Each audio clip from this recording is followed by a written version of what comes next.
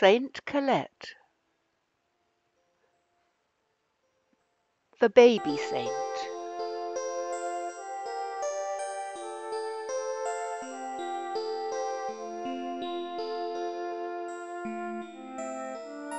My mother was very old.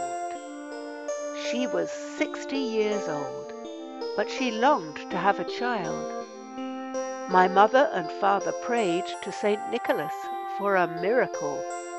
I was born on the 13th of January, 1381 in France.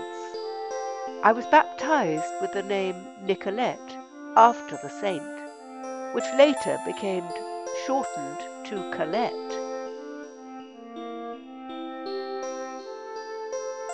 As a child, my favorite place to go was the Abbey of Corbie. I wanted to go to Matins night prayer to pray with the monks. My friend, Adam Manier, helped me slip out of the house down a ladder without my parents knowing.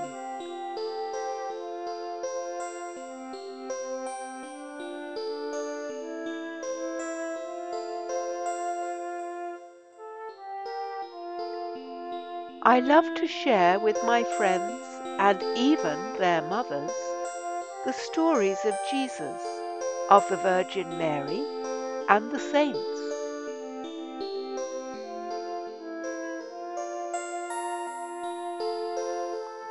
It worried my father that I wasn't very tall, so I went on pilgrimage to Our Lady of Brébières. I was 14 years old, and I came back several centimeters taller.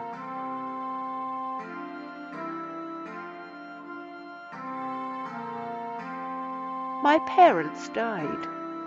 At the age of 21, I decided to become a hermit. I lived in a small room attached to the church, where I spent my life in prayer and listening to the needs of people who came to see me.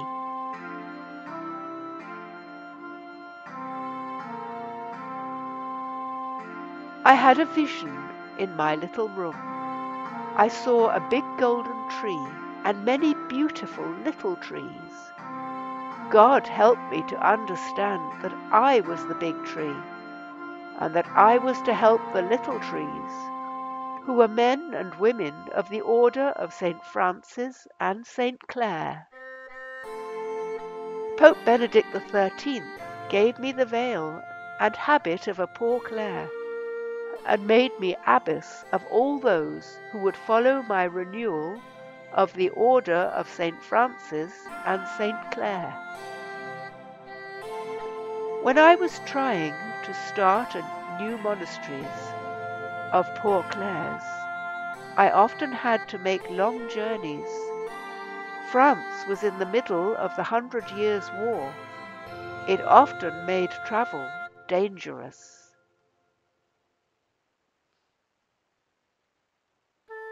Once, there were so many soldiers causing trouble that our friars were too scared to go out. I told the sisters that the Lord would look after us, and he did. A man arrived dressed in white with a large sack of beautiful white bread, which lasted for a long time. Once, a stillborn baby girl was brought to me. The baby was wrapped in my veil, and I prayed. The child, who was named Colette, came back to life, and later became one of my sisters.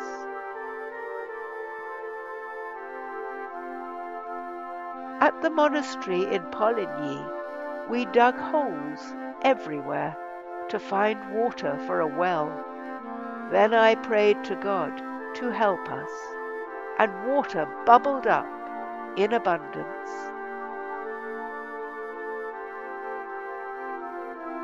When Sister Jeanne came to me, she had a stopper for the cask of wine still in her hand, which meant the wine would be spilling out. I told her to go quickly and look. The wine barrel was completely full.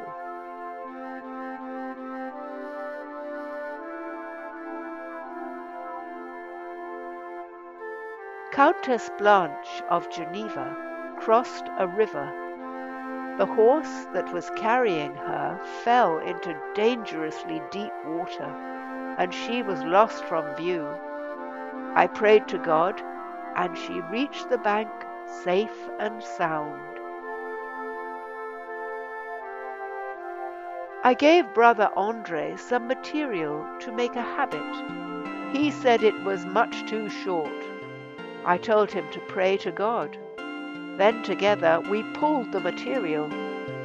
When he cut it, there was a big piece left over. I heard about a child once who died before he could be baptized. Although the child had already been buried, I asked for him to be brought to me. Through my prayers, he was brought back to life and was baptized. On my many journeys, I traveled in a wagon. Wherever we stopped, it became a favorite playground for the children. After my death, sick children were brought to my wagon and were healed. Like my spiritual father, St. Francis of Assisi, I have an affinity with animals. Birds especially came close, singing and eating and drinking with me.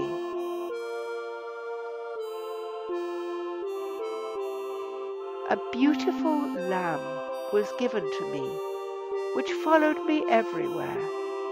He would bend both its knees at the consecration during the Mass, as though adoring Jesus.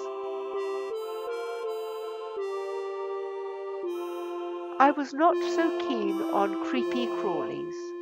I had a great horror of bugs and evil odours.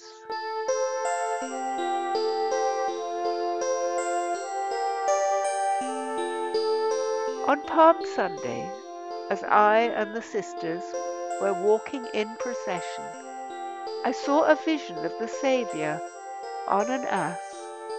The little ass saw the blessed palm I was carrying and ate every last bit of it.